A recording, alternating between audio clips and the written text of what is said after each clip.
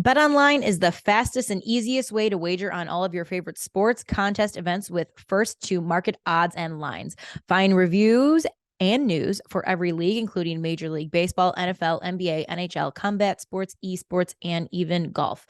BetOnline continues to be the top online resource for all your sports information, from live in-game betting prompts and futures. Head to BetOnline today or use your mobile device to join today and make your first sports bet. Use our promo code BELIEVE50, that's BLEAV 50, to receive 50% off your welcome bonus. BetOnline, where the game starts.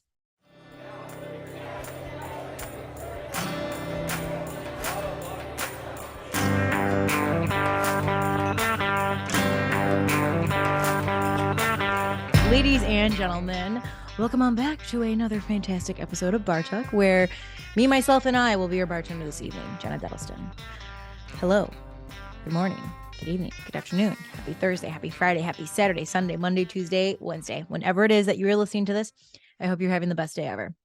And guys, this episode's coming out on a special day because it's Thanksgiving.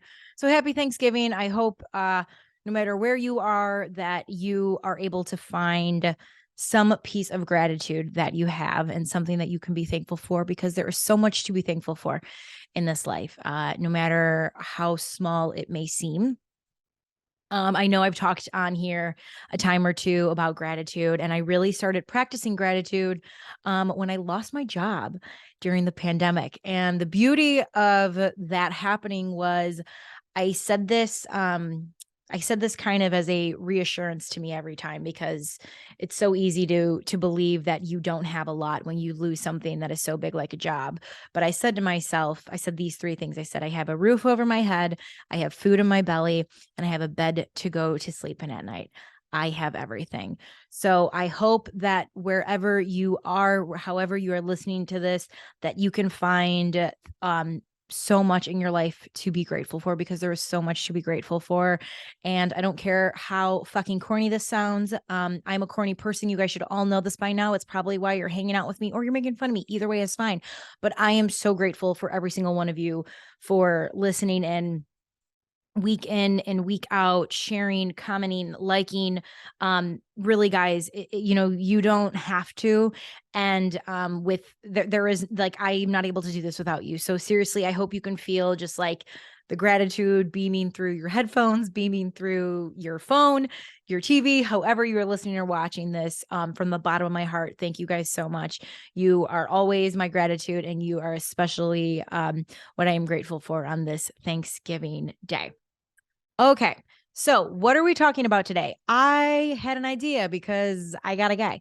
So one of the things I love about Thanksgiving is the marriage of Thanksgiving and football, mainly the NFL. And I have a buddy, Jeremy Swick, who is the average historian, who is a football historian. And I thought it would be really interesting to have him on to talk about when football became so synonymous with Thanksgiving Day.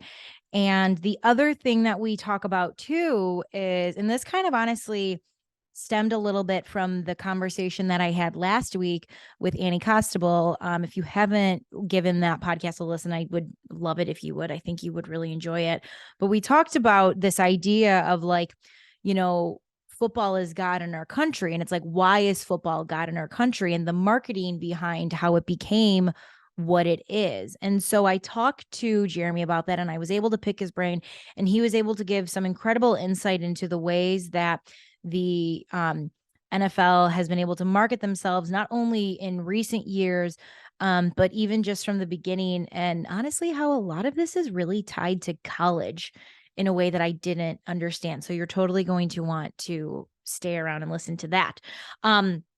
Before we get into this conversation, I have a few quick announcements for you guys. Number one, if you are a returning regular of Bar Talk, guys, welcome back. I love having you here. I'm so grateful to have you here. If you're a new customer coming into the bar, guys, welcome on in. Thanks for hanging out with us this evening, and I hope you enjoy your time here, okay? Number 2, if you could make sure you give a follow to this podcast, wherever you get your podcast, Apple, Spotify, Google, TuneIn, Stitcher, Switcher, iHeart. I'm making up words, but you get what I'm saying. Make sure you are following us along. Leave a 5-star rating and please leave a review. Reviews help more than you know, guys. And it seriously would mean the absolute world to me. Number 3, if you are a video consumer of mine, guys, hello. So good to see you. Appreciate you guys hanging out with me on my YouTube page. So make sure that you hit the bell notification, give this video a thumbs up, leave a little comment, make sure you're subscribed, okay? And if you're not sick of hearing me yet, I would love it if you would follow us along. It is at Bar Talk with Jenna across the board. Facebook, Instagram, YouTube, and TikTok. Okay, it's a great way to kind of catch more content in case you miss it. I always like to break down some of the podcasts and give you kind of the best snidbit, the best 1-minute hit, to say the least. And that is all I got for you guys. So, ladies and gentlemen, let's go ahead and get into my conversation on this glorious Thanksgiving Day, or whenever it is that you're listening to this, on the history of football and Thanksgiving with Jeremy Swick, the football historian. Enjoy. Jeremy, obviously you are a football historian, which is quite a title to have. So before we kind of get into our conversation, how about you just share with people listening, how does one even become a football historian? So that's an excellent question, and it was a really interesting journey, to be honest. It was one of those areas I kind of just fell into. Growing up, I probably wasn't the greatest student, but I really did enjoy reading.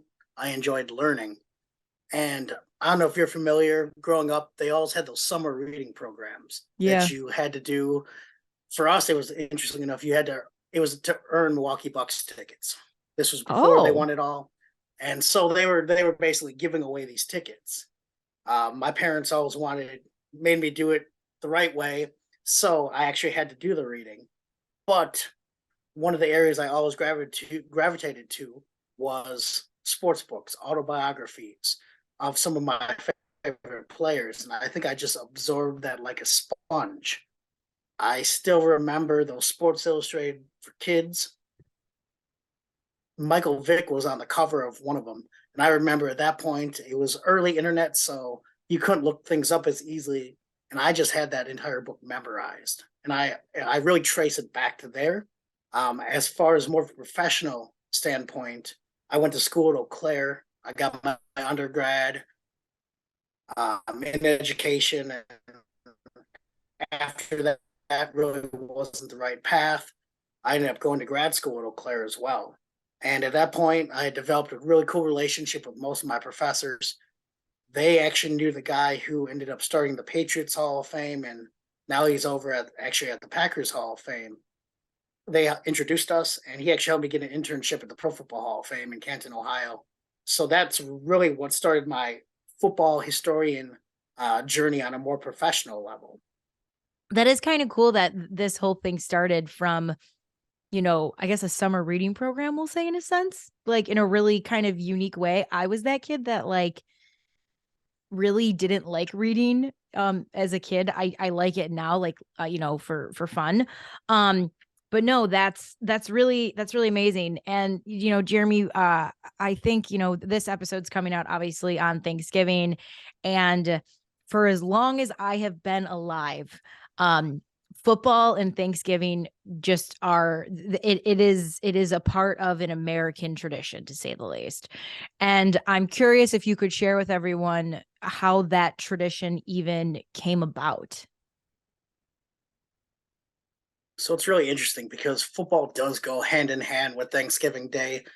Of course, the two teams that really come to mind for the professional ranks are, of course, the Detroit Lions and the Dallas Cowboys, with the Lions first playing their first game in 1934, and then of course Dallas in the 60s. But one of the really interesting aspects is football on Thanksgiving Day goes back even further.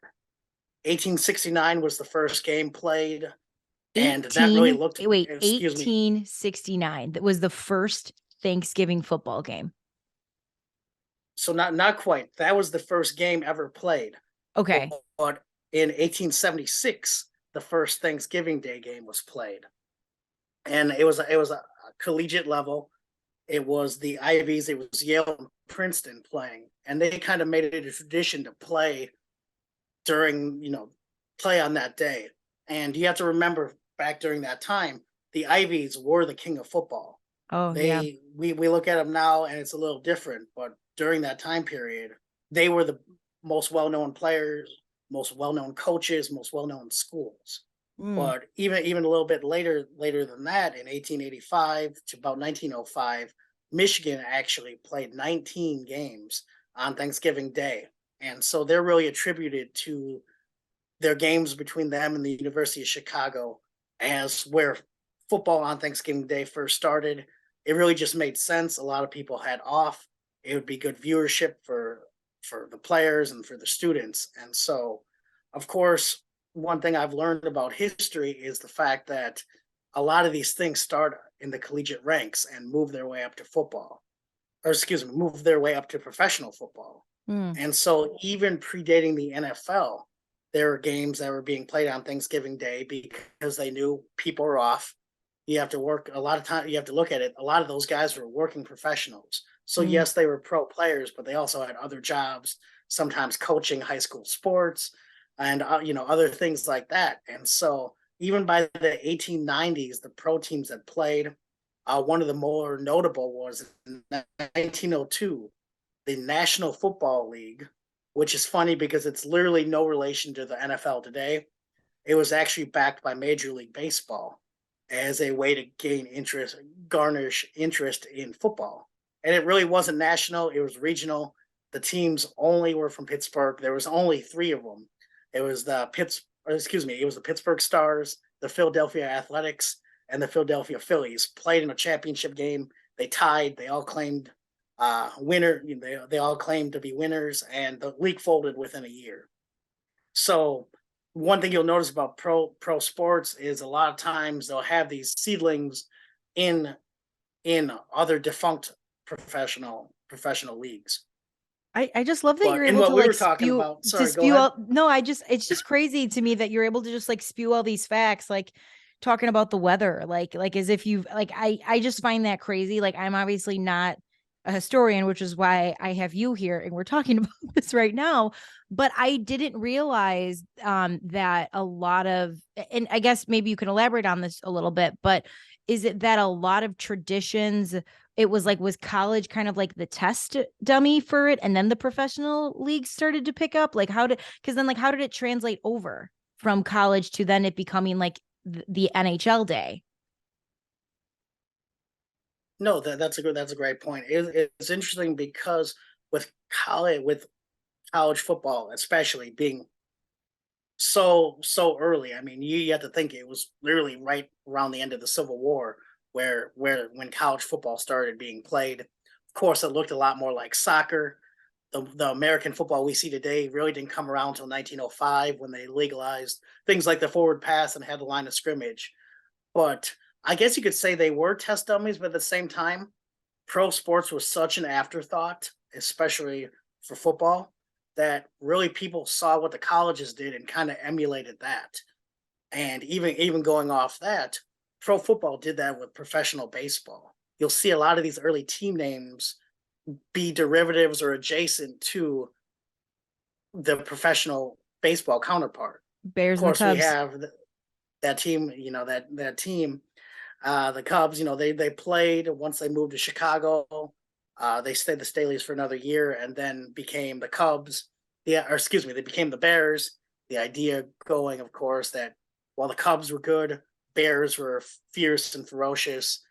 And interestingly enough, Detroit kind of did the same thing. They were in Portsmouth, Ohio, as the Spartans, and a group bought them and moved them to Detroit. The main guy of that was George Richards, who again gave the ode to the Detroit Tigers, who were they were the well-established team in Detroit, but he wanted his team to be the NFL's. He wanted them to be the king of the jungle, king of the NFL, and so that was one of the reasons why he named them the Detroit Lions instead Hmm. of something like the Detroit Tigers. Interesting. So it obviously then becomes part of, the professional league. When at around what time period was it that football and NFL football became, like synchronicity or what's the word, like in sync with Thanksgiving? What was that year? Yeah, so that was 1934. Honestly, right when Detroit moved, or excuse me, right when the Spartans moved to Detroit and became the Lions.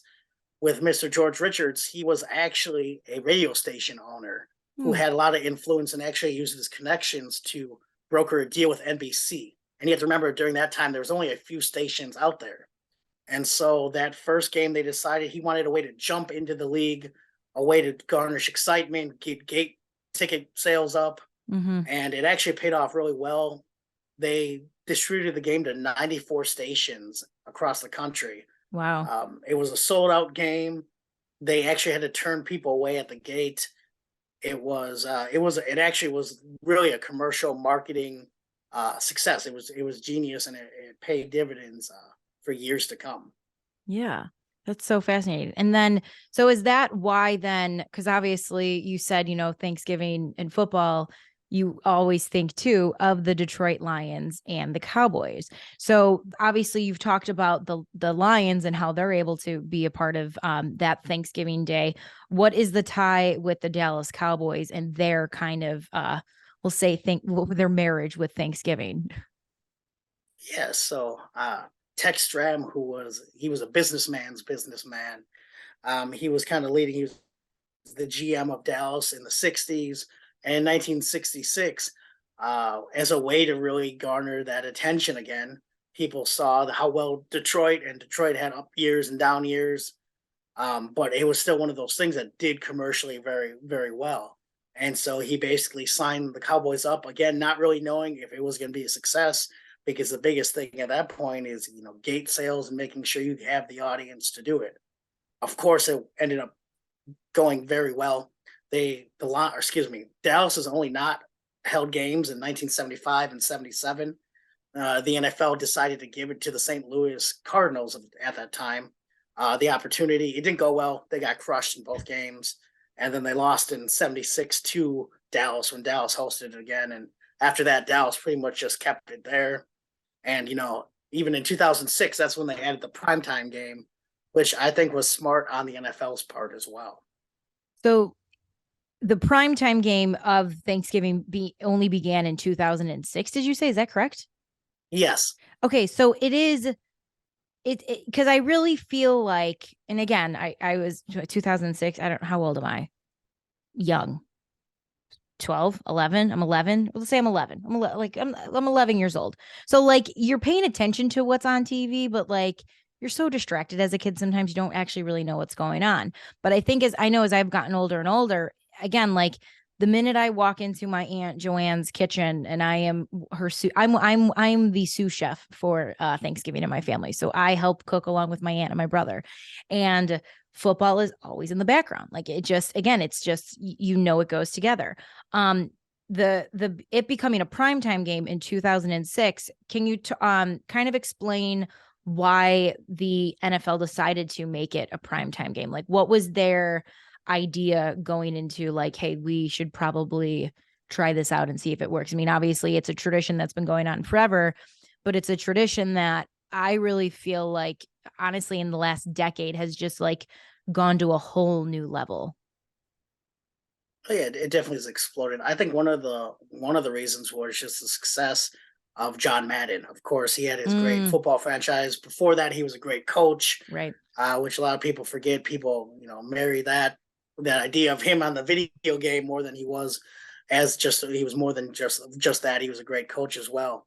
But I think him and Al Michaels and Pat Summerall all had that kind of era about him to just get people excited about the game. I think one of the reasons was also just the fact that it was kind of, I would argue, it was probably a failsafe for the NFL in case Detroit wasn't really in competition, which historically hasn't. What do you mean fail safe? Explain that. Yeah. So what I mean is it guarantees or should guarantee a really well played game between two big teams, two teams that are competing for a Super Bowl. Whereas Gotcha. there's been up years and down years for both Dallas and Detroit, and sometimes the games get a little ugly. I would guess that the primetime game gives the NFL an opportunity to remain in the house as well, because you have to, as you mentioned, growing up, you're watching the game all the time. The game's on all day. I think just like just like basketball, we always watch it on Christmas Day. Yeah. It's always on TV, even if you're not paying attention to the game. They do a good job of letting those, legendary matchups, or I should say important matchups of that specific season play. And so, you get more viewership in there each game. Yeah, no, that makes sense. And even I think about the god awful primetime game that my lovely Chicago Bears were in on Thursday night when they played the Commanders, which looked like not even a JV football game. It looked like a freshman football game where all of the players had two left feet. So that makes a lot of sense. Jeremy, before we got on, you had brought up a book that you had, and this is it's a little ironic that you're on based off of the conversation I had last week on Bar Talk with a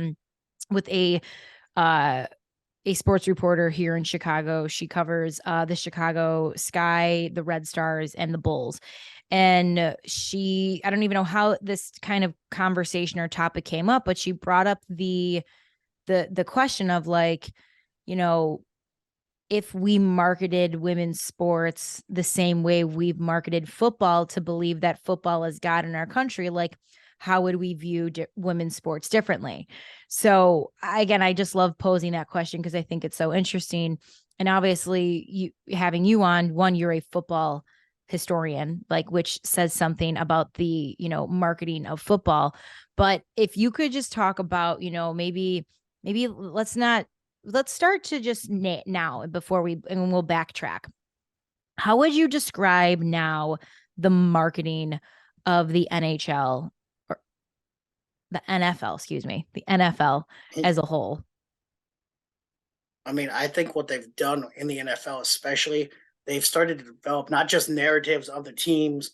I think they had that years ago where you pretty much, there was a great book written. It was called Brutes and Suits, and it was basically the tribalism of looking at football.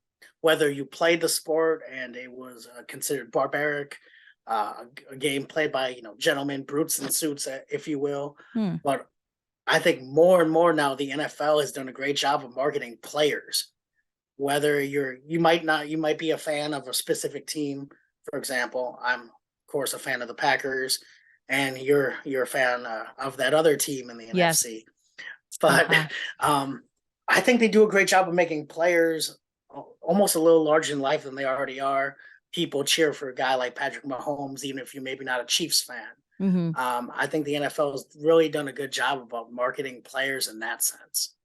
I think they've taken a page out of the NBA's book with that, because I always said, I'm not a huge like NBA fan. I'm not, like, if I'm choosing to watch something, I'm watching football, preferably NFL or MLB. I just love baseball. Those are kind of my things. And then whenever volleyball's on.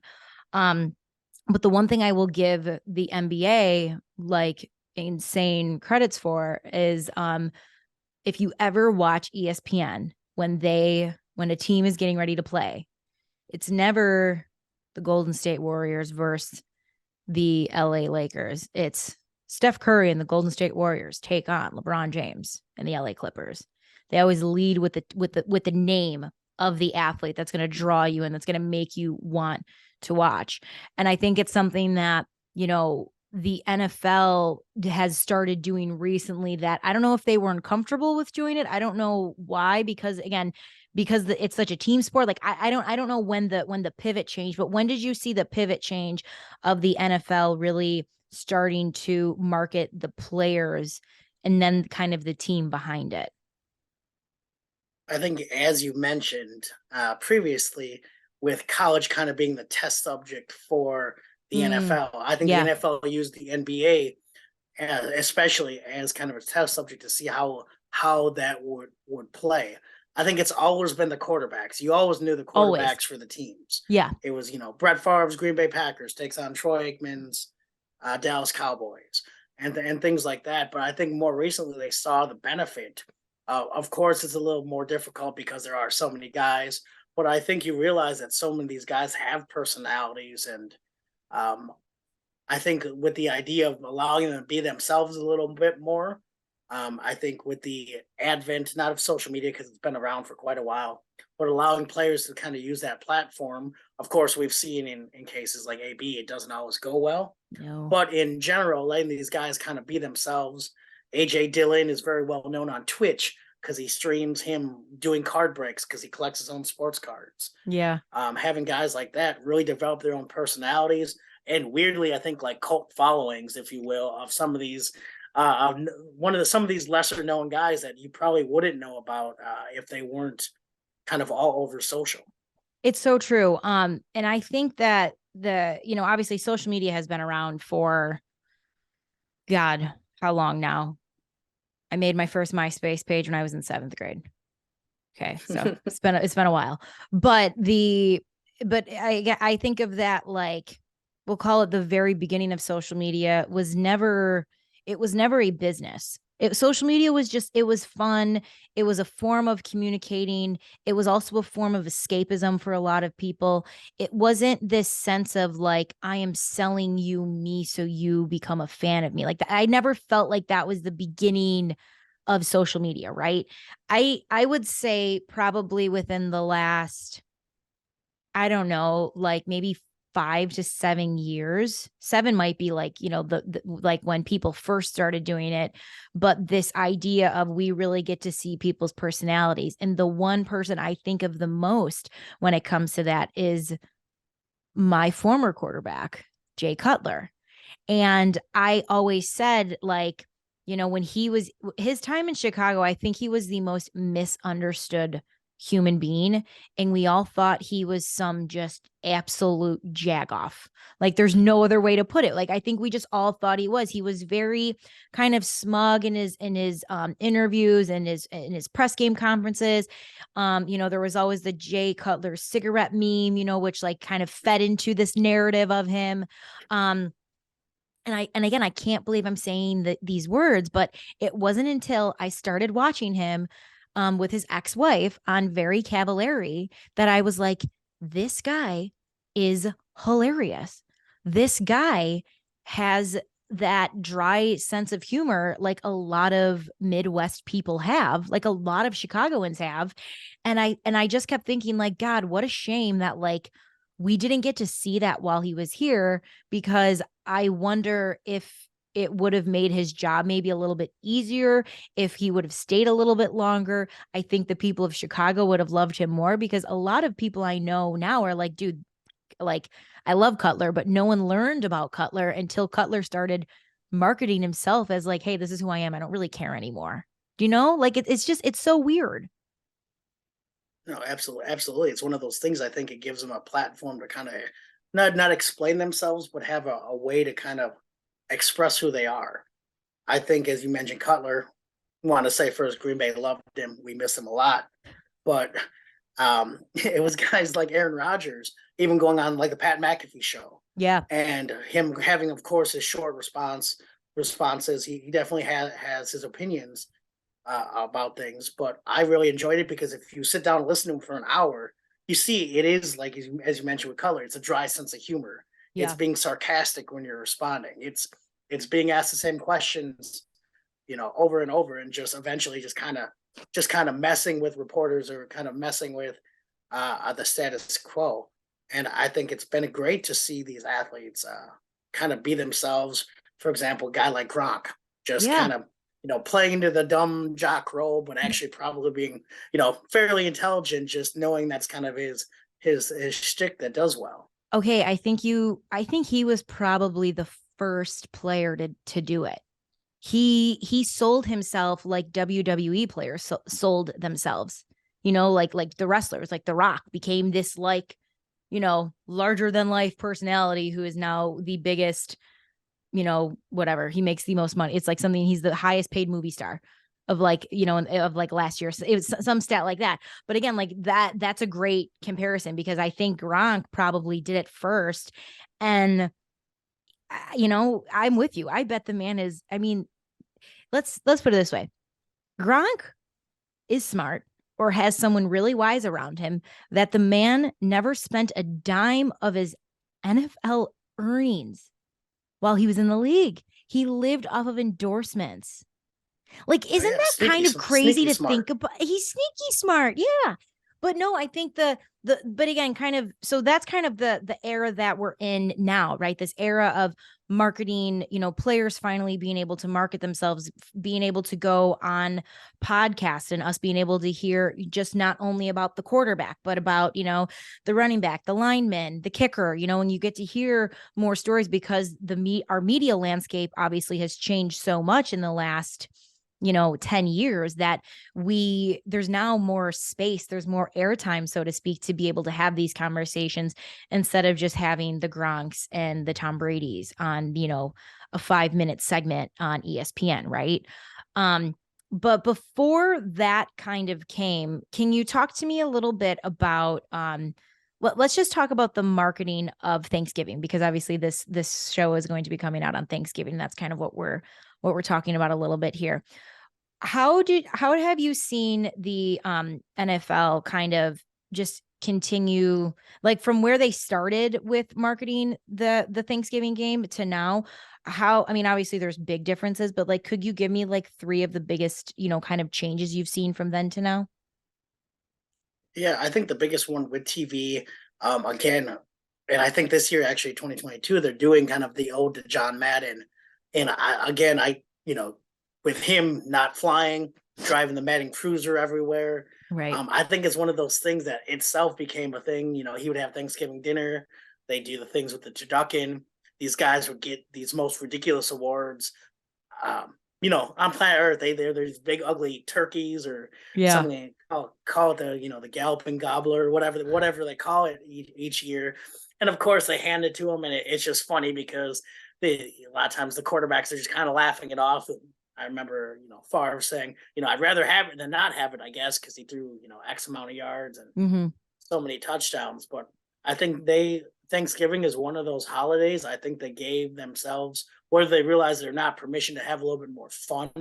It was a little bit less of a strict kind of thing. For example, like a Veterans Day or Memorial Day, where it's really those salute to services, which I think from a marketing concept does very well as well. Where Thanksgiving, you're kind of all just home, everyone's watching TV. I think it did well for TV advertisers. I think it worked for everyone. Just the fact that they're kind of able to market it as a little bit more of a fun holiday, if you will. Yeah. I always think of the victory turkey legs. Is that with NBC? NBC does the victory turkey legs, right? Like that's what I think about. It's like the top 5 guys from the game or whatever go and get the turkey legs, which always makes me want a turkey leg, even though I've already eaten so much turkey. I'm like, God, that looks really good. I'm like, I don't need a turkey leg, but like, I think one would sound nice right now, right? Yeah, it looks good. And going off that, they had me thinking too. They did a great job with the throwback uniforms too, because some of those iconic moments were only when they were wearing those throwback jerseys. And of course, now they have throwbacks almost every year. They're changing the rules to let us bring the helmets back and all that good stuff. And so I think that was one of those areas too. I always remember Detroit in their throwbacks, and of course Green Bay and Dallas and the Bears, because I think next to Detroit and Dallas, our 2 teams are the ones that play the most on Thanksgiving. Yeah, for sure. I want to ask you one more question, and then I'll kind of leave it with if you have any just like closing thoughts. And this might be more of a back and forth, but I'm just curious to hear your thought. How do you think it is that the NFL has been able to honestly own like a day of the week? Again, it goes back to marketing. Like, once upon a time, Saturday was the Lord's Day. And I know the church by me had to change the time for church because people weren't coming in because it was when kickoff began. And I really just think that it goes to show the impact and the way that the league has been able to market themselves to people, where football is really kind of it's down our throats. It's all year round, whether we think about it or not. Like, but can you just talk about like how have they been able to do that? Because I'm so fascinated by it and I don't really understand it, but like I'm so deep into it that I'm like, I feel like I need to understand it. Do you know what I'm trying to say right now? No, 100%. And I'm a nerd out a little bit, which is Please. something I've learned I'm pretty good at. Yeah. So my master's was in public history, where I primarily studied African American history, but another segment of that was sports and popular culture, especially as it related to kind of the era of the Roaring Twenties, and really looking at how media really shifted the landscape of not only how we see things or how we are perceived or how we're given the world, but how we interact with it as well. And so one of the things before that was newspapers. You got your Sunday Post, you got your Evening Post, you got your Daily Post, you got newspapers all the time. And you started to see even early on, I'm talking the early late 1800s, you're seeing scores as updates and kind of the big rivalries of the week, again starting at the collegiate level. But then pro football, as the NFL as we know it, late 1900s, or excuse me, late 1910s, early 1920s, it becomes this marquee, perfect moment in time. We start to be able to see our favorite players live, if you will. You'd go weekly to the newsreels and you'd watch the news of the week, and you started seeing guys that were almost larger than life. Yeah. You look at a guy like Red Grange, the Galloping Ghost from Illinois, seeing him score 5 touchdowns in one game or in one half. You actually kind of got to see that visual of those players, which kind of brought them to life. And I think the NFL had that perfect moment where on the back of college football, not only did you have that college fan base, you started to see more and more games. I think the first Thanksgiving Day game was televised in 1953, which is pretty quick after its inception in 34. And that's knowing that there weren't. Really quick, for professional or for college? For professional. Okay. Having Continue. having the Lions playing 1934, and then having the first televised Thanksgiving Day game in 53. Okay. And of course, you had to factor in World War II. So from 41 to 44, they didn't play any games on Thanksgiving Day because we were preoccupied with war. Right. Again, the Korean War in the early 50s as well. So it's a really short moment in time where it became a televised event, a thing you wanted to do. But what I was saying is, going off, you saw all these college, again, it starts in the college. I realized it starts in the college ranks. And when I worked at the Pro Football Hall of Fame, when I was intern at the Pro Football Hall of Fame, I would have never really thought of it to the same level. But being the curator for the College Football Hall of Fame for 4 years and really diving deep into that study, that research, and I wrote my master's thesis on college football stadiums in the 1920s. Looking at that, how football became larger than life is one of those areas I really found an interest in. But you had these guys, you gather around your favorite college team. Well, now that the NFL is kind of here, you have in the 30s start to have the pro draft. Of course, the first guy drafted, Jay Berwinger, never actually played college or never played professional football. But you start seeing your favorite college player, the best athletes, go to these NFL teams, and you start a lot of times listening on radio to hear about your favorite player, or reading about it in the paper, and eventually that once a TV's in pretty much every home, you look at, and from research, you look at a lot of homes are pre-built where your TV would go in the living room. It would be a cutout inside the wall that would be basically TV ready. And so the NFL just had that perfect moment, I think, to continue to build, and they continued to build. I think throughout time. And of course, now, as you mentioned, they have kind of their own day.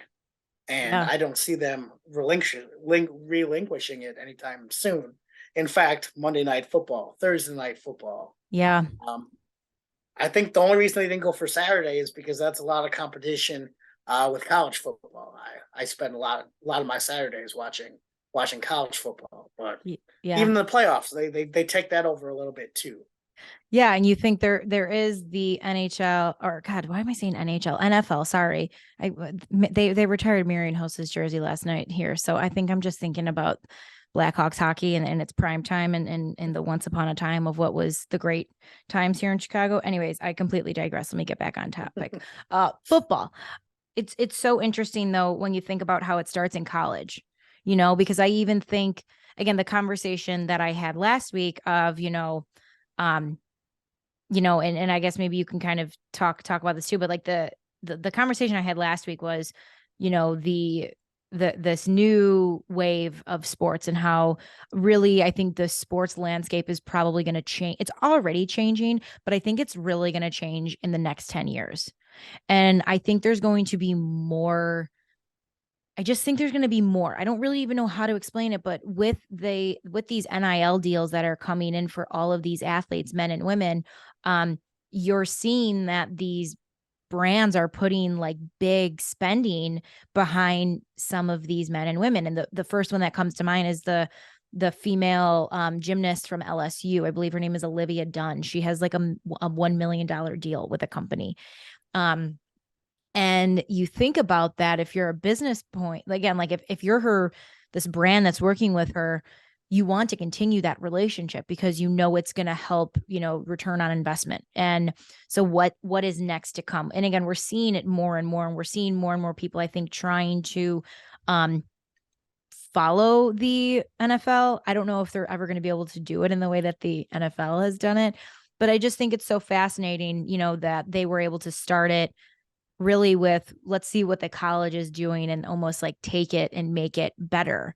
How have you seen them again, like take from college to really just like amplify it up? Like what do you think has been the biggest jump in the marketing side of it that you've seen?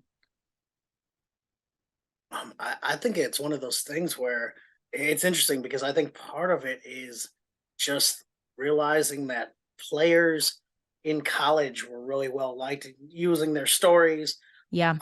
looking at their stories, and of course, I think that helps with those end of the year awards.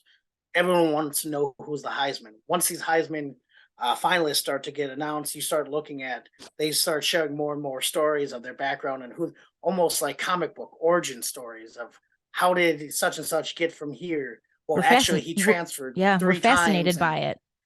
exactly, and I think it's really telling those stories. And as you mentioned a little bit with the marketing, I think as much as it's going to be more segmented, where you can have a gymnast from LSU get equal, if not more, attention than a guy, a player, a wide receiver, or a quarterback. Having that, I think social media brings that attention to everyone. Everyone's a marketing company. Everyone's a media personality, whether they want to be or not. Even if you don't want to be on social media as an athlete, you kind of become a personality because you're not on social media. So I think people are more curious of what you're doing, even though it's probably just, nothing that interesting. But I You know, think, as you mentioned, giving these more opportunity for people to have podcasts, and I wouldn't say a cult following, but a select following of people that, watch your every move. If you're, I have a good friend. He was a kicker in high school, one of my best friends, and his favorite player will always probably be Mason Crosby. mm, Uh, he loves kickers. Whenever kickers do something cool, he's someone who sends me something about, hey, did you see that? It's funny because most of the rest of the world hasn't seen anything about that kicker, but I think it's finding those areas that people find interesting, and I think using that kind of NFL idea of sharing those stories is going to work wonder going down the road. yeah, for sure. And it's just gonna keep growing. And obviously, you know, we see it all the time, football, like whether it's your newspaper, whether it's your phone, TV, whatever, it's always there. But it is a really cool thing, just with the day that this episode is coming out, the marriage and the beautiful tradition of, football and Thanksgiving and how it is just so tied together. And honestly, like I even think back to some of my like favorite, like I'm a big Friends fan. I love Friends. I could watch Friends. I was literally just watching it before we got on. And they're the Thanksgiving episodes that they've done. The one is they're playing flag football, and the other one is they're watching football, but they make fun of Chandler. They're like, "You're not watching football." He's like, "Yeah, I know. I'm watching the parade." But like, but it's like it's one or the other. It's like, are you gonna watch the Macy's Thanksgiving parade, or are you gonna watch football all day? You guys pick which one you want. Oh, 100%. And that's one of those other things where whether the NFL did it or not, having that idea of going out and playing, a Turkey Day football. I remember growing up as a kid. That's something we always did. Is a bunch of the school friends would get together and we'd play some tackle football, and it was one of those times where it worked out perfectly because everyone was off. We're all Mm-hmm. not really doing anything. If you're in town, you'd come meet at the park and we'd all play for a few hours, and then go home. And I think it was one of those areas that really made it exciting. I think the pro game has continued to evolve, and as you mentioned, attract more fans. One thing I realized as we're both from the Midwest, I've spent time here, Ohio, and Minnesota as well. In the South, it's still college football. I remember Yeah. when I first got when I first moved down there, they asked me what team I cheered for, and I said, of course, the Packers, because that's my Yep. natural response. And they're like, no, what college team? And I think I don't know about you. I went to school at Eau Claire, but I guess go Blue Golds. But for the most part, most people in Wisconsin cheer for the Badgers, whether you went there or not. But I don't know if there's the undying loyalty where I've learned, being in Alabama, they ask you who you cheer for. You don't want to cheer. You don't want to say Alabama. You don't want to say Auburn because you don't know what the other person, what side they're on. So you say go Troy. And it's basically the version of saying I'm neutral. I don't have a dog in this fight. So it's one of those things about the South, definitely, and it's really just because the NFL came so much later down south into it wasn't really till the '60s they started having teams down there. So it gave college football an even longer chance to kind of flourish and thrive. Yeah. I do a college football show every Saturday. And it is it's called Are You Serious Sports with Believe, and it's our just kind of like SEC kickoff show. So our two hosts, Blake Ruffino and Joe DeLeon, Blake is lives in the Louisiana LSU area, and Joe is like kind of our like football guy. But that was when I came on week one, I make drinks for them. That's like, here's your great tailgate drink, right? And that was the question that Joe asked me. He's like, Jenna, I've never asked you this, but like, who's your team?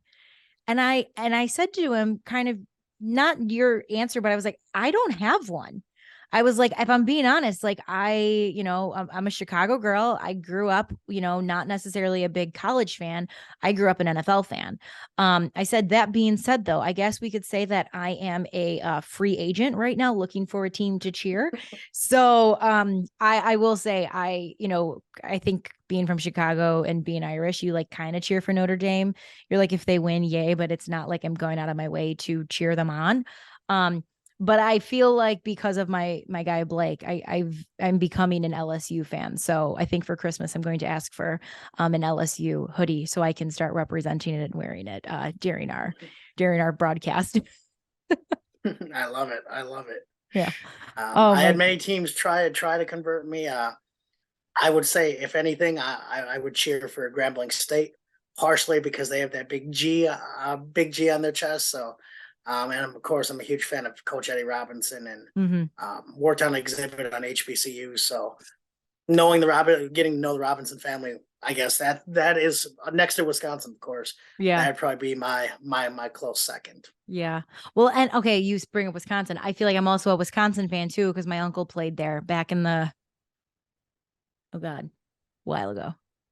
60s. I think he played there in the 60s. So he still talks about it. It's fantastic. Jeremy, do you have any closing comments or thoughts for anyone before I let you get out of here? No, I would love to hear one of your Thanksgiving traditions. I know we mentioned that a little bit before we Ooh. started. What's something fun you do for Thanksgiving? Well, normally I bartend the night before, which means I work until like 3:30. So I'm not the most useful human being the next day. So that's kind of a tradition. But I have two I'll share. The one is we actually do a turkey bowl over by me. So I don't participate necessarily in the act of the game, but it's so much fun to go there. There's a lot of people. It's like my whole neighborhood kind of comes out. So we've been doing that, God, forever is what it feels like. And then on top of helping my aunt cook everything, I can pretty much do everything now with my eyes closed, which is pretty awesome. I love to cook. It brings me so much joy. But me and my sister normally would always pull the wishbone. That was I our love thing. that. So yeah, that was a cool one. I'm trying to think if I have anything else. No, football's always on. Oh, actually, I do have one more, Jeremy. You're gonna make fun of me. I'm gonna make fun of me because I always say I'm nervous for the day that I have to do Thanksgiving by if I, my significant other's house one day, because I take a Thanksgiving nap after I eat every time. Like every time. It is embarrassing, but I do it. And I will go into the living room, sit in my aunt's chair, throw the blanket on me, and I am KO'd for 45 minutes. Hey, I love it. I feel you there. I definitely in the same boat where it's usually by that time it's probably the Cowboys game, and I'm not awake anymore for at least a little bit. But I definitely understand the post meal nap. I think You it's a got standard to. requirement in my opinion. It is such a requirement, man. Like, oh my God. So I hope everyone gets their nap in today. Absolutely. And guys, I hope you enjoyed that as much as I did. I learned a lot. And my gosh, does Jeremy just know so much? He's like a walking encyclopedia. It's amazing. Like, I wish I knew half of that stuff. I'm happy I know my name. I'm kidding. But no, seriously, so grateful for Jeremy. Thank you so much for coming on in and just sharing some of your wisdom with all of us. And we're just going to end it there, guys. If you are listening to this on Thanksgiving, happy Thanksgiving. If you're listening to it later, happy belated Thanksgiving. Happy 'tis the season to be jolly. Clearly, if you're watching this, you can see that my decor is already set up for the holiday season. But thank you guys so much for hanging out with me. And I hope you all take the time today to realize that we have way more in common with each other than we have different. Until next time, take care.